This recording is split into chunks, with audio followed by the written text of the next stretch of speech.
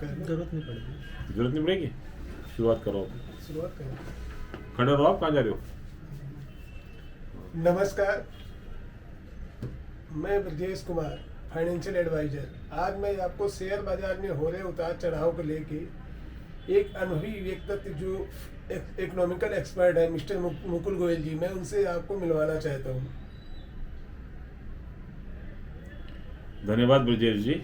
आपका क्या सवाल है? मैं पूरी कोशिश करूंगा कि आपको संतुष्ट कर सकूं। नमस्कार मुकुल जी, मैं आपसे एक सवाल ये करना चाहता हूँ कि आज जो इस शेयर बाजार में उतार चढ़ाव हो रहा है, इससे जो रिटेल इन्वेस्टर है वो काफ़ी डरा हुआ है। इस बारे में आपकी क्या राय है? देखिए, शेयर मार्केट को दो चीज़ें चलाती हैं, दो फैक्टर, एक फियर और एक ग्रीड। फियर ये होता है कि कहीं मैंने शेयर जो ले लिया वो कहीं गिर ना जाए, और लालच ये होता है कि कहीं ऐसा ना हो कि मैं बेच दूं तो और कहीं शेयर मेरा बढ़ ना जाए। तो ये दो फैक्टर्स शेयर मार्केट को चलाते हैं। अब प्रश्न यह है कि जो मार्केट है इस समय, वो जो गिरा है वो सिर्फ करेक्शन मोड पे गिरा है। एक भी खबर, एक भी न्यूज़, एक भी इंफॉर्मेशन ऐसी नहीं है जिससे हम ये कह सकें कि शेयर मार्केट में मंदा आएगा। लेकिन काफ़ी एक्सपर्ट तो ये कह रहे हैं कि मंदी का दौर है, इस पे क्या राय है आप? मंदी का दौर है, मंदा आया भी काफ़ी है। आप ये देखिए, 86,000 सेंसेक्स हो के हमारा 77,000 कुछ पे आया है। पर कल का बाजार ऐसा था जो 1800 पॉइंट सेंसेक्स बढ़ा है। मंदी का दौर मैं इसको नहीं मानता, क्योंकि सिर्फ सेंसेक्स रिलेटेड शेयर गिरे हैं।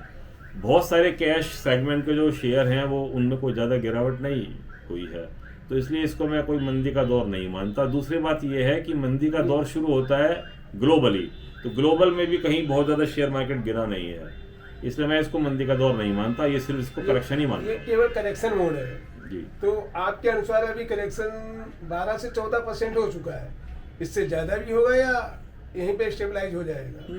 इसकी फोरकास्ट करना बहुत ही ज़्यादा मुश्किल है, लेकिन हाँ, यदि 25% मार्केट गिर जाता है तब हम उसको मानते हैं कि बियर फेज का मार्केट शुरू हुआ है। 25% से ज़्यादा से कम यदि गिरता है तो उसको एक नॉर्म है, इंटरनेशनल नॉर्म, उसको हम बियर फेज का मार्केट नहीं मानते हैं। उदाहरण के तौर पे, जब 2007 में सब प्राइम क्राइसिस के बाद मार्केट गिरा था तो उस समय 50% से ज़्यादा मार्केट गिरा था, उसको बियर फेस का मार्केट कहते हैं। ओके। इसको मैं बियर फेस का मार्केट नहीं मानूंगा। लेकिन कल जो मार्केट में रैली देखी गई, उसके पीछे क्या फैक्टर हो सकते हैं? क्या एफआईज ने बाइंग स्टार्ट कर दी है, या अभी जो इंडिया में 2 राज्यों में जो इलेक्शन है उसके रिजल्ट आने वाले हैं, उसकी वजह से मार्केट ने तेजी से रिवर्स किया है? दोनों ही फैक्टर हैं। एक तो बहुत ज़्यादा गिरा दिया था, उसका भी एक आपको पता है लॉ ऑफ एवरेज चलता है, गिरने के बाद मार्केट बढ़ता है। दूसरी बात एक यह भी है कि एफआईआईस की भी बाइंग आ सकती है। इसका तो मुझ पर बहुत ज़्यादा डाटा नहीं है, लेकिन ये तेज़ी भी काफ़ी टाइम से ड्यू थी। अब यदि सोमवार को भी मार्केट चलता है तो हम उस पर कुछ ज़्यादा कमेंट कर पाएंगे, अभी इस पर कमेंट करना बहुत ही मुश्किल है। मुकुल जी, इंडिया की इकोनॉमी के बारे में आप क्या कहना चाहते हैं? ये स्ट्रॉन्ग है, 5 ट्रिलियन इकोनॉमी बनेगी या नहीं?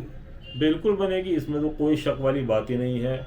एक तो बात यह है कि फेवरेबल गवर्नमेंट है, हमने देखी हैं बहुत कमज़ोर सरकारें, फिर भी इंडियन इकोनॉमी बहुत अच्छी चली है, और अब तो बहुत स्ट्रॉन्ग गवर्नमेंट है। लोग कहते हैं कि ये सरकार बैसाखी पे है, मैं ऐसा बिल्कुल नहीं मानता। अब अपनी फाइनेंस मिनिस्टर का कल ही एक उन्होंने फिक्की में एक दिया है कि हमें अपने भारतवर्ष की ऐसी ब्रांडिंग करनी है कि रेस्पॉन्सिबल कैपिटलिस्ट कंट्री नज़र आए। कितना बड़ा पॉलिसी शिफ्ट है, जो हम 50-60 साल तक अपने समाजवाद को और ये कहते हुए हम नहीं थके कि हमारी मिक्स इकोनॉमी है, और अब ऐसी सरकार है जो कि अपने आप को कैपिटलिस्ट इकोनॉमी कहने में नहीं कोताही करती। तो ये बहुत अच्छे साइन है, और फिर बहुत ज़्यादा डेवलपमेंट है, ग्रोथ है। तो मेरे को ऐसा लगता है कि इंडिया में मार्केट बहुत तेज़ी से तो नहीं अभी बढ़ेगा, चुनिंदा शेयर बढ़ेंगे। सेंसेक्स और निफ्टी के बढ़ने में मेरे को बहुत ज़्यादा होपफुल नहीं हूँ, लेकिन जो न्यू एज के शेयर हैं, बहुत सारे शेयर्स ऐसे हैं जो नई नई एंट्री मार रहे हैं, उनमें बहुत ज़्यादा स्कोप मेरे को नज़र आता है। आपकी नज़र में ऐसे कौन से शेयर हैं जिसमें अभी जो रिटेलर इन्वेस्टर है या नए इन्वेस्टर हैं इन्वेस्ट कर सके? देखिए, हर लेवल पे शेयर मार्केट में रिस्क होता है। कोई आदमी यह सोच के इन्वेस्ट करे कि मैं तो जो हूँ बिल्कुल रिस्क फ्री काम करूँ तो वो शेयर मार्केट में ना आए। उसको मेरी एडवाइस यही है कि वो एसआईपी में जाए या फिर बैंक में एफडी कराए। लेकिन यदि उसमें हिम्मत है, ताकत है और वो शेयर मार्केट के उतार चढ़ाव से घबराता नहीं है और समभाव में रहता है, तेजी में भी और मंदी में भी डिस्टर्ब नहीं होता, तो ऐसे आदमी के लिए कुछ शेयर्स का नाम लूंगा मैं जो कि न्यू एज शेयर्स हैं। मेरा ट्रस्ट रहेगा ब्रांड के शेयर्स पे, जो एक इंडिया में बड़े बड़े ब्रांड बनते चले जा रहे हैं और ब्रांड वैल्यू उनकी अभी भी शेयर, उनकी जो प्राइस है शेयर का उस पर रिफ्लेक्ट नहीं हुई है। जैसे कि मैं पेटीएम को बहुत अच्छा इन्वेस्टमेंट मानता हूँ। पेटीएम ऐसा ब्रांड बन चुका है जो कि बच्चे बच्चे की जबान पे है। दूसरा शेयर मैं जोमेटो कहूँगा। जोमेटो आप भूल जाइए क्या इसकी पी रेशो है, क्या इसका रिटर्न है, क्या कंपनी प्रॉफिट में है कि लॉस में है, लेकिन ये इतने बड़े ब्रांड बन चुके हैं कि इनका रिवर्सल होना इम्पॉसिबल है। और भी कई सारे नाम लिए जा सकते हैं, लेकिन मैं अभी खास तौर पे इन दो का नाम लूँ।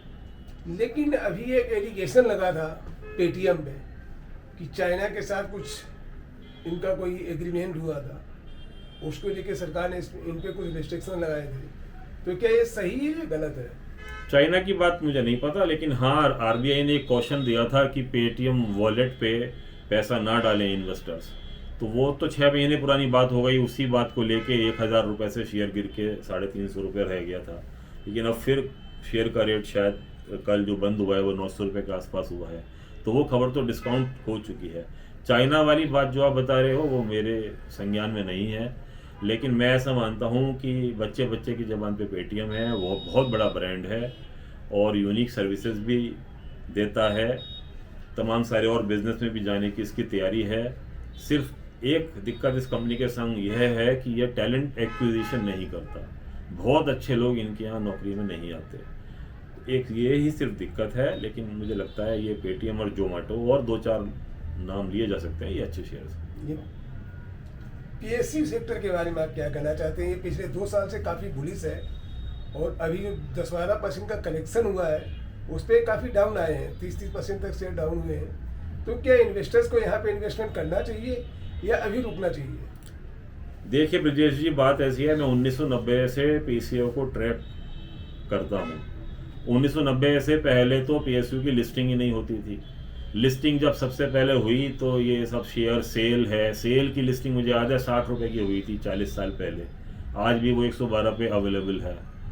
बहुत सारे शेयर्स मैं आपको गिना सकता हूँ जो कि डेड हैं। हिंदुस्तान कॉपर है, कोई काम नहीं होता, फिर भी 260 रुपये में शेयर खड़ा है। तो बहुत से पैसिव पीएसयूज भी हैं, एचएमटी है, बीएसएनएल है, एमटीएनएल है, इन्होंने कभी भी बहुत अच्छे रिटर्न नहीं दिए।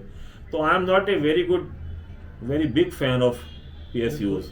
लेकिन हाँ, जो सेफ चलना चाहते हैं, जिनको डिविडेंड इनकम बहुत अच्छी लगती है और जिन्हें थोड़ा सी ये फीलिंग आती है कि पीएसयू हमारे देश की कंपनी है, इनको हम सपोर्ट करें, वो इसमें इन्वेस्ट कर सकते हैं। मैं बिल्कुल भी रिकमेंड नहीं करूँगा किसी भी लेवल पे, क्योंकि जो जवान बच्चे हैं उनको रिस्क लेना चाहिए और पीएसयू में मैं बहुत ज़्यादा रिकमेंड करने वाला नहीं हूँ। धन्यवाद मुकुल जी, आपने हमें और हमारे चैनल के दर्शकों को बहुत अच्छा मार्गदर्शन किया है, उसके लिए आपका बहुत बहुत धन्यवाद। धन्यवाद, थैंक यू।